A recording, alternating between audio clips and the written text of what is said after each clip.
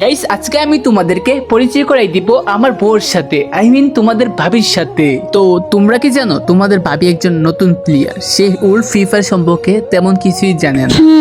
কে বলছে আমি জানি না? আমি সবই জানি। তখন ছিল কর্ণ আর ওরা।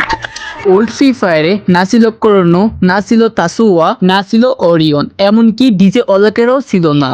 2018 এন্ড 2019 ছিল ফ্রি ফায়ারের গোল্ডেন ইয়ার, আর সেই সময় ছিল ক্লা ক্যারেক্টার।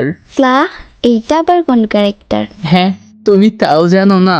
ওই সময় সবারই ফেভারিট ছিল ক্লা, আর সবার প্রাইমারি ক্যারেক্টারও ছিল ক্লা। ওই সময় এরা থাকতো ফ্যাক্টরিতে।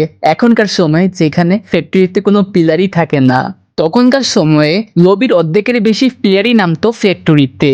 তখন না ছিল এত বড় বড় ওয়াল, আর না ছিল মাঝখানে এত বড় একটা ফাঁকা। তখনকার সময়ে ফ্যাক্টরি পুরোটাই সমান ছিল, আর তখনকার সময়ে যে বেশি ফিক্স ইউজ করতে পারতো সেই ছিল ফ্যাক্টরির কিং। আর তখনকার সময়ে ছিল বাউন্টি টোকেন, যে আগে কিল করতে পারতো সেই গান পেয়ে যেত প্রথমে, আর সেই গান দিয়ে সে সবাইকে মেরে দিত। আচ্ছা বাবু, এতগুলো প্লেয়ারের সামনে নামতে তোমার ভয় লাগতো না? আর বই, তখনকার সময়ে পুরো ফোনই হ্যাং হয়ে যেত। তখন না খেলতাম আইফোনে, না খেলতাম স্যামসাং আল্ট্রাতে।